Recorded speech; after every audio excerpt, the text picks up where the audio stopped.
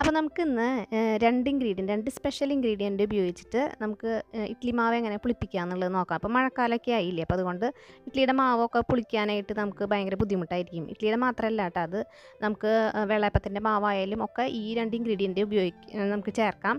പിന്നെ അതുപോലെ തന്നെ വേറെ കുഞ്ഞു കുഞ്ഞു ടിപ്സും ഞാനിതിൽ ഷെയർ ചെയ്യുന്നുണ്ട് കേട്ടോ. മാവ് പൊന്താൻ വേണ്ടിയിട്ട് നമ്മളെ സപ്പോർട്ട് ചെയ്യുന്ന ചെറിയ ചെറിയ കാര്യങ്ങളായാലും നമ്മളത് ശ്രദ്ധിക്കണം. പിന്നെ ഈ കാണുന്ന സാമ്പാറിൻ്റെ റെസിപ്പി നമുക്ക് വേറൊരു വീഡിയോയിൽ ഞാൻ എപ്പോഴെങ്കിലും ഷെയർ ചെയ്യുന്നുണ്ട് ഇനി അടുത്ത് തന്നെ. അപ്പോൾ ഇത് നമ്മൾ 2-3 ടൈപ്പ് സാമ്പാറിൻ്റെ റെസിപ്പീസ് ഇട്ടിട്ടുണ്ട്. അത് കൂടാണ്ട് ഇത് വേറൊരു ടൈപ്പുള്ള സാമ്പാറാണ്. അപ്പോൾ അത് പിന്നെ നമുക്ക് ഷെയർ ചെയ്യാം. അപ്പോൾ ഇന്നത്തെ വീഡിയോയിലേക്ക് നമുക്ക് പെട്ടെന്ന് പോകാം.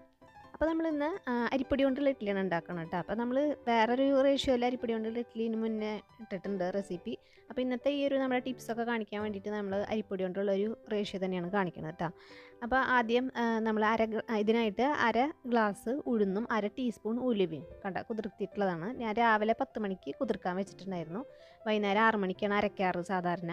അപ്പോൾ നന്നായി കഴുകിയതിന് ശേഷം നല്ല വെള്ളത്തിൽ കുതിർക്കാൻ വയ്ക്കുക. അപ്പോൾ ഈ വെള്ളം ഉപയോഗിച്ച് തന്നെയാണ് നമ്മൾ അരയ്ക്കണത്. അപ്പോൾ ഇത് ഞാനൊരു വിധം ഇഡ്ഡലിയൊക്കെ ഉണ്ടാക്കുന്ന വീഡിയോയിൽ പറയാറുണ്ട്, ഇങ്ങനെ തന്നെ ഉണ്ടാക്കുകയാണെങ്കിൽ ഇത്തിരി നല്ലതാണെന്നുള്ളത് ഇഡ്ഡലി വീർക്കാനായിട്ട്. പിന്നെ ഉലുവ പിന്നെ പറയണ്ടല്ലോ, ഉലുവ നമ്മളെ സപ്പോർട്ട് ചെയ്യും നന്നായിട്ട് ഇഡ്ഡലി പുളിക്കാൻ വേണ്ടിയിട്ട്. അതുകൊണ്ട് ഉലുവയൊന്നും അവോയ്ഡ് ചെയ്യരുത് കേട്ടോ. അപ്പോൾ നമ്മുടെ സീക്രട്ട് ഇൻഗ്രീഡിയൻറ്റ് ഇതല്ല കേട്ടോ, പറഞ്ഞുതരാം. അപ്പോൾ അത് ഉലുവയും ഉഴുന്നും കൂടിയിട്ട് മിക്സി ജാറിലേക്ക് ഇട്ടിട്ടുണ്ട്. ആ വെള്ളം മാറ്റി വയ്ക്കുക അരയ്ക്കാനായിട്ട്. ഇനി ഇതിലേക്ക് 1 ഗ്ലാസ് നൈസ് വറുത്ത അരിപ്പൊടിയാണ്, നമ്മൾ അപ്പത്തിനൊക്കെ ഉപയോഗിക്കുന്ന അരിപ്പൊടി. അത് 1 ഗ്ലാസ് ഇതിലേക്ക് ഇട്ട് കൊടുക്കാം. ഇനി ഇതിലേക്ക് ചേർക്കേണ്ടത് അവലാണ് കേട്ടോ. നൈസ് അവൽ വെളുത്തത്, അത് 1 ഗ്ലാസ് നമുക്ക് ഇതിലേക്ക് ചേർത്ത് കൊടുക്കാം. ഈ അവൽ എന്തായാലും നമ്മൾ അരിപ്പൊടിയല്ലേ ചേർക്കണത്, അപ്പോൾ ഇത്തിരി സോഫ്റ്റ് ആവാൻ വേണ്ടിയിട്ട് അവൽ എന്തായാലും ചേർത്തിടണം 1 ഗ്ലാസ്. പിന്നെ അതുപോലെ 1/2 ഗ്ലാസ് ചോറ്, സാധാരണ നിങ്ങൾ വീട്ടിൽ ഉപയോഗിക്കുന്ന ചോറ് ഏതാണോ അത് ചേർത്ത് കൊടുക്കാം. ഇതിലേക്കുള്ള സീക്രട്ട്, 1 ഇൻഗ്രീഡിയൻറ്റ് ഇപ്പം ചേർക്കും, ഒരെണ്ണം നമ്മൾ അരച്ചതിന് ശേഷം ചേർക്കും. അപ്പോൾ ഇതാണ് നമ്മുടെ ആദ്യത്തെ സീക്രട്ട് ഇൻഗ്രീഡിയൻറ്റ് കേട്ടോ. അതെന്താണെന്ന് വെച്ചിട്ടുണ്ടെങ്കിൽ ഇഡ്ഡലിയുടെ മാവ് തന്നെയാണ്, നമ്മൾ ആദ്യം അരച്ച് വെച്ച മാവാണ്. ഇത് നമ്മൾ സാധാരണ എല്ലാ ദിവസവും എല്ലാ ആഴ്ചയിലും ഇഡ്ഡലി ഉണ്ടാക്കുന്നവരാണെങ്കിൽ, ഇഡ്ഡലി അല്ലെങ്കിൽ ദോശ ഉണ്ടാക്കുന്നവരാണെങ്കിൽ ഈ ഒരു ടിപ്പ് ഉപയോഗിക്കാം. അല്ലാന്ന് വെച്ചിട്ടുണ്ടെങ്കിൽ അടുത്ത ടിപ്പ് ഉപയോഗിക്കാം. അപ്പോൾ അങ്ങനെ നമ്മൾ എല്ലാ ആഴ്ചയും ഉണ്ടാക്കുന്നവരാണെങ്കിൽ അരച്ച് മാവ് പുളിച്ചതിന് ശേഷം ഇത് ഒരു 3-4 ടേബിൾ സ്പൂൺ കുറച്ച് മാറ്റി വയ്ക്കുക, ഒരു കുഞ്ഞു പാത്രത്തിൽ മാറ്റിയിട്ട് ഫ്രിഡ്ജിലേക്ക് വയ്ക്കുക. എന്നിട്ട് പിന്നെ അടുത്ത മാവ് ഇതുപോലെ അരയ്ക്കുന്ന സമയത്ത് ചേർത്തിട്ട് അരച്ച് കഴിഞ്ഞിട്ടുണ്ടെങ്കിൽ അത് പെട്ടെന്ന് നമ്മുടെ ഇഡ്ഡലി പുളിച്ച് കിട്ടാനായിട്ട് ഹെൽപ്പ് ചെയ്യും. അപ്പോൾ ഇത് നമുക്ക് നന്നായി അരച്ചെടുക്കാം. കുതിർക്കാൻ വെച്ച വെള്ളം ഉപയോഗിച്ചിട്ട് നന്നായിട്ടൊന്ന് അരച്ചെടുക്കുക. അപ്പോൾ പെട്ടെന്ന് തന്നെ അരിപ്പൊടിയല്ലേ, അധികം അരവൊന്നും വേണ്ട കേട്ടോ, ഒന്ന് കറക്കിയെടുക്കുക. നല്ലോണം വെള്ളം ഒഴിച്ചിട്ട് അരയ്ക്കാനായിട്ട് ശ്രദ്ധിക്കുക. അപ്പോൾ ഇനി അടുത്ത ടിപ്പ് പറഞ്ഞുതരാം. ഇതാണ് അടുത്ത സീക്രട്ട് ഇൻഗ്രീഡിയൻറ്റ് കേട്ടോ. നമ്മുടെ ചെറിയ ഉള്ളിയാണ്. 2 ചെറിയ ഉള്ളി എടുത്തിട്ട് നന്നായിട്ട് ചെറിയതാക്കിയിട്ട് അരിഞ്ഞിട്ട് ഇതിൻ്റെ ഒപ്പം ഇനി അരച്ചെടുക്കാം. ഇത് ഇട്ടാലും മതി, മറ്റേത് ചെയ്തില്ലെങ്കിലും കുഴപ്പമില്ല. ഇപ്പോൾ രണ്ടും ഞാൻ ചെയ്യുന്നുണ്ട്. ഇപ്പോൾ മഴക്കാലമായ കാരണം ഇച്ചിരി ബുദ്ധിമുട്ടാണ് എനിക്കിവിടെ മാവൊന്നും പുളിച്ച് കിട്ടാനായിട്ട്. അപ്പോൾ ഇത് രണ്ടും ഒന്നിച്ച് ചെയ്യുകയാണ് ഞാൻ. അപ്പോഴാണ് കറക്റ്റായിട്ട് നമുക്ക് ഒരു വിധമെങ്കിലും മാവൊന്ന് സോഫ്റ്റായിട്ട് കിട്ടുക. അപ്പോൾ അതേ ഇതുപോലെ അരച്ചെടുത്തിട്ടുണ്ട്. ഇത്തിരി ലൂസായിട്ട് വേണ്ട ഇതിൻ്റെ കൺസിസ്റ്റൻസി. നമ്മൾ ഇഡ്ഡലി മാവാന്ന് വിചാരിച്ചിട്ട് വല്ലാണ്ട് ടൈറ്റ് ആക്കിയിട്ട് അരയ്ക്കരുത്, പ്രത്യേകം ശ്രദ്ധിക്കണം. അരിപ്പൊടി ആകുമ്പോൾ പിന്നെ പറയും വേണ്ട, അത് വല്ലാണ്ട് കട്ടിയായി കഴിഞ്ഞിട്ടുണ്ടെങ്കിൽ ഇഡ്ഡലി ഹാർഡായി പോവും, പിന്നെ മാവ് പുളിക്കാനും ബുദ്ധിമുട്ടായിരിക്കും. ഇതുപോലെ നമുക്ക് ഇളക്കുമ്പോൾ ഒരു ബുദ്ധിമുട്ട് തോന്നരുത്. വേണമെങ്കിൽ നിങ്ങൾക്ക് 2 ട്രിപ്പായിട്ട് അരയ്ക്കണമെങ്കിൽ അരയ്ക്കാം കേട്ടോ. കാരണം ഇതിൽ നല്ലോണം വെള്ളമൊക്കെ ചേർത്തിട്ട് വേണം അരയ്ക്കണമെങ്കിൽ. അരിപ്പൊടി കാരണം നല്ലോണം വെള്ളമൊക്കെ വലിച്ചെടുക്കും. അപ്പോൾ ഇത് നന്നായി അരച്ച് എടുത്തിട്ടുണ്ട്. ഇത് നമുക്ക് ഒരു ബൗളിലേക്ക് മാറ്റി വയ്ക്കാം. പിന്നെ മാവ് പുളിക്കാൻ വല്ലാണ്ട് ബുദ്ധിമുട്ടുള്ളവർ ഈ സമയത്ത് ഉപ്പ് ചേർക്കണ്ട കേട്ടോ. നമുക്ക് മാവ് പുളിച്ചതിന് ശേഷം ഒരു 12 മണിക്കൂർ ഫെർമെൻറ്റ് ചെയ്യാൻ വെച്ചതിന് ശേഷം ഈ ഉപ്പ് ചേർത്തിളക്കിയാൽ മതി. അതും കുറച്ച് ഉപ്പ് ചേർക്കണ്ട. ഇഡ്ഡലിക്കൊക്കെ ഒരു പാകത്തിന് ഒരു ഉപ്പ് ഇത്തിരി കുറഞ്ഞ് നിന്നാലാണ് ഇഡ്ഡലിക്കൊക്കെ ടേസ്റ്റ് ഉണ്ടാവുക, ദോശയ്ക്കായാലും. അപ്പോൾ ഞാൻ ഇപ്പോൾ കുറച്ച് ഉപ്പ് ചേർത്തിട്ട് അരയ്ക്കുന്നുണ്ട്. അപ്പോൾ അതേ ഇതുപോലെ എന്നിട്ട് കൈ കൊണ്ട് തന്നെ, അതും ഒരു പൊടിക്കൈയാണ് നമ്മുടെ കേട്ടോ, കൈ കൊണ്ട് നന്നായിട്ട് മിക്സ് ചെയ്ത് മാറ്റി. പിന്നെ വേറൊരു പൊടിക്കൈയും കൂടി ഉണ്ട് മാവ് അരച്ച് വയ്ക്കുന്ന പാത്രത്തിനെ പറ്റിയിട്ട്, അത് ഞാൻ പറഞ്ഞുതരാം. അപ്പോൾ അതേ ഇതുപോലെ കൈ കൊണ്ട് ഒരു 2 മിനിറ്റോളം നന്നായിട്ട് മിക്സ് ചെയ്യുക. ഉപ്പ് ചേർക്കണില്ലെങ്കിലും നിങ്ങളൊന്ന് കൈ കൊണ്ട് വെറുതെ ഒന്ന് ഇതുപോലെ 2 മിനിറ്റ് മിക്സ് ചെയ്ത് കൊടുത്തോളൂ കേട്ടോ. അപ്പോൾ അതും നമ്മളെ ഇതുപോലെ ഫെർമെൻറ്റ് ചെയ്യാനായിട്ട് ഹെൽപ്പ് ചെയ്യും. ഇതപ്പോൾ മൂടി വയ്ക്കാം. ഒരു 10-12 മണിക്കൂർ വരെ മാവ് നമുക്ക് പുളിക്കാനായിട്ട് മാറ്റി വയ്ക്കാം. അപ്പോൾ എനിക്കിവിടെ ഒരു 10 മണിക്കൂറായിട്ടുണ്ട് കേട്ടോ. അപ്പോൾ ഞാനിത് എടുക്കുകയാണ്. അപ്പോൾ എനിക്ക് സമയമായിട്ടുണ്ട് ഉണ്ടാക്കാൻ.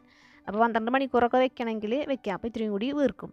അപ്പോൾ ഇപ്പം നമുക്ക് ആവശ്യത്തിന് തന്നെ ഇത് തന്നെ നല്ല സോഫ്റ്റായി വന്നിട്ടുണ്ട് കേട്ടോ. അപ്പോൾ തന്നെ പുളിച്ച് വന്നിട്ടുണ്ട്. ഈ ഒരു ടെമ്പറേച്ചറിൽ നിങ്ങൾക്ക് പുളിക്കാൻ ബുദ്ധിമുട്ടുള്ളവർക്ക് തീർച്ചയായിട്ടും ഉപകാരപ്പെടുന്ന 2 ഇൻഗ്രീഡിയൻ്റ് ആണ് നമ്മളിന്ന് ഷെയർ ചെയ്തിട്ടുള്ളത്. പിന്നെ അതുപോലെ പറഞ്ഞിട്ടുള്ള ആ പൊടിക്കൈകളും ഇനിയുണ്ട് ഒരു പൊടിക്കൈ. പിന്നെ അതുപോലെ സവാളേനെ പറ്റിയിട്ട് നമ്മൾ പറഞ്ഞിട്ടുണ്ട് വേറെ വീഡിയോയിൽ. അപ്പോൾ അതും കൂടെ ഒന്ന് പറഞ്ഞു തരാം. അപ്പോൾ ഇനി നമുക്കിതുകൊണ്ട് കണ്ട കുഞ്ഞു കുഞ്ഞു ബബിൾസൊക്കെ ഇതിൽ വന്നിട്ടുണ്ട്. ഇനി ഇതിൽ നിന്ന് നമുക്ക് ഒരു 2 കയ്യിൽ മാവ് നമുക്കൊന്ന് മാറ്റി വയ്ക്കാം. അതുപോലെ തന്നെ ഈ കുഞ്ഞു പാത്രത്തിൽ നമുക്ക് അടച്ചിട്ട് ഇപ്പോൾ തന്നെ അത് പുളിച്ചതിന് ശേഷമാണ് ഇതുപോലെ എടുത്ത് വെക്കേണ്ടത് കേട്ടോ. ഫ്രിഡ്ജിലേക്ക് മാറ്റി വയ്ക്കാം. ഇനി അടുത്ത മാവ് അരയ്ക്കുന്ന സമയത്ത് നമുക്ക് ചേർത്ത് കൊടുത്താൽ മതിയാവും. അപ്പോൾ ഇതുപോലെ ഇങ്ങനെ എടുത്ത് വയ്ക്കാം. അപ്പോൾ ഇനി നമുക്ക് ഇതുകൊണ്ട് ഇഡ്ഡലി ഉണ്ടാക്കാം. അപ്പോൾ ആ ഒരു കുഞ്ഞു ഉള്ളീനെ കൂടാണ്ട് ഈ ഒരു കുഞ്ഞു ഉള്ളിയുടെ ഈ ഒരു ടിപ്പ് കൂടാണ്ട് തന്നെ നമുക്ക് സവാളയുടെ ഒരു ടിപ്പ് ഞാൻ പറഞ്ഞിട്ടുണ്ടായിരുന്നു. നമ്മുടെ സെറ്റ് ദോശ ഉണ്ടാക്കുമ്പോഴാണ് തോന്നുന്നു, എനിക്ക് ഓർമ്മയിൽ അങ്ങനെയാണ്. ഈ സവാളയുടെ തൊലി കളഞ്ഞിട്ട് നമുക്ക് ഇത് വെറുതെ തൊലി കളഞ്ഞതിന് ശേഷം കഴുകിയിട്ട് ഈ കഴുകിയ സവാള നമ്മൾ അരച്ച് വെച്ച മാവിലേക്ക് വെറുതെ ഇട്ട് വയ്ക്കുക, വെറുതെ മുക്കി വയ്ക്കുക. എന്നിട്ട് അടച്ചു വയ്ക്കുക, ഫെർമെൻറ്റ് ചെയ്യാൻ വയ്ക്കുക. 12 മണിക്കൂർ ഫെർമെൻ്റ് ആയതിന് ശേഷം പിറ്റേ ദിവസം ആ സവാള എടുത്തിട്ട് പുറത്തേക്ക് കളയാം. ആ സവാള പിന്നെ ഉപയോഗിക്കരുത് കേട്ടോ, അപ്പോൾ പെട്ടെന്ന് പുളിച്ച് കിട്ടും. സവാളയ്ക്ക് അങ്ങനെ ഒരു ടിപ്പുണ്ട്, ഇതും ഫെർമെൻറ്റ് ചെയ്യാനായിട്ട് നമ്മളെ ഹെൽപ്പ് ചെയ്യും. അപ്പോൾ ഈ 2 ഉള്ളികൾ നമുക്ക് നല്ല യൂസ്ഫുള്ളാണ് കേട്ടോ. എന്തായാലും ട്രൈ ചെയ്ത് നോക്കിയോളൂ. അപ്പോൾ ചെറിയ ഉള്ളിയുടെ നല്ല എളുപ്പമല്ലേ, എല്ലാവർക്കും നല്ല നാച്ചുറലായിട്ടുള്ള നമ്മൾ ഈസ്റ്റോ സോഡ പൗഡറോ ഒന്നും ചേർക്കാണ്ട് തന്നെ നമുക്ക് ഇഡ്ഡലിയുടെയും ദോശയുടെയും മാവൊക്കെ പൊളിച്ചെടുക്കാം. പിന്നെ ഒരു കാര്യം പറയാൻ വിട്ട്, ഇഡ്ഡലിയും ദോശയുടെയും മാവ് മാത്രമല്ല, നമുക്ക് വെള്ളയപ്പത്തിൻ്റെ മാവായാലും അതിലേക്കും ഇത് ചേർക്കാം കേട്ടോ. ഉള്ളിയായാലും ചേർക്കാം. അല്ല വെച്ചിട്ടുണ്ടെങ്കിൽ ദോശയുടെ ഇഡ്ഡലിയുടെ മാവ് ഇതുപോലെ ഉണ്ടെങ്കിൽ അത് ഒരു 4 ടേബിൾ സ്പൂൺ ചേർത്തുകൊണ്ട് അപ്പത്തിൻ്റെ ടേസ്റ്റ് ഒന്നും മാറില്ല. ഇപ്പോൾ പാത്രത്തിൻ്റെ കാര്യം പറഞ്ഞത് കേട്ടോ, ഇതുപോലെ ഒരു കുണ്ടൻ പാത്രം ഉണ്ടെങ്കിൽ നല്ലതാണ്. സ്റ്റീലിൻ്റെ ഇതാണ് എൻ്റെ സ്ഥിരം ഉപയോഗിക്കുന്ന ഞാൻ പാത്രം. വീഡിയോയിൽ ഇപ്പോൾ കാണിക്കാൻ വേണ്ടിയിട്ട് മാത്രമാണ് ഞാൻ അതിൽ ഫെർമെൻറ്റ് ചെയ്യാൻ വയ്ക്കുന്നത്, ഈ ചില്ല് പാത്രത്തിൽ. നിങ്ങൾക്കത് തുറന്നിട്ട് ഇളക്കിയൊക്കെ കാണിച്ചു തരണ്ടേ, അപ്പോൾ വീഡിയോ കാണാനായിട്ട് അതായിരിക്കും എളുപ്പം. അപ്പോൾ അതുകൊണ്ട് അത് കാണിച്ചു എന്ന് മാത്രം. അപ്പോൾ ഇഡ്ഡലി എല്ലാം വെന്ത് വന്നിട്ടുണ്ട് കേട്ടോ. നല്ല സോഫ്റ്റായിട്ട് നല്ല സുഖമായിട്ട് ഇങ്ങോട്ട് പോയിട്ട് നല്ല അരിപ്പൊടി കൊണ്ട് ഉണ്ടാക്കി ഇഡ്ഡലി കണ്ട നല്ല സോഫ്റ്റായിട്ട് തന്നെ കിട്ടിയിട്ടുണ്ട്. അപ്പോൾ ഇങ്ങനത്തെ നേരത്തെ കാണിച്ച പോലത്തെ കുഴിയുള്ള പാത്രമാണെങ്കിൽ, നീട്ടത്തിലുള്ള കുഴിയുള്ള പാത്രത്തിൽ മാവ് ഒഴിച്ച് വയ്ക്കുകയെന്ന് വെച്ചിട്ടുണ്ടെങ്കിൽ, അരച്ചത് വെക്കുകയെന്ന് വെച്ചിട്ടുണ്ടെങ്കിൽ അത് പെട്ടെന്ന് ഫെർമെൻ്റായി കിട്ടും കേട്ടോ. മാവ് പൊന്തി വരാനായിട്ട് ഹെൽപ്പ് ചെയ്യും. അപ്പോൾ ഈ ഒരു സാമ്പാറിൻ്റെ റെസിപ്പിയും നമ്മൾ അടുത്ത് തന്നെ ഇടാം. അപ്പോൾ എല്ലാവരും വെച്ച് നോക്കിയിട്ട് അഭിപ്രായങ്ങൾ കമൻസിൽ ഷെയർ ചെയ്യാൻ മറക്കരുത്. ഇഷ്ടപ്പെട്ടെങ്കിൽ ഈ ടിപ്സൊക്കെ ഇഷ്ടപ്പെട്ടാൽ ലൈക്ക് ചെയ്യാനും മറക്കരുത് വീഡിയോ. അപ്പോൾ നമുക്ക് അടുത്ത നല്ലൊരു വീഡിയോ ആയിട്ട് ഇനി കാണാം.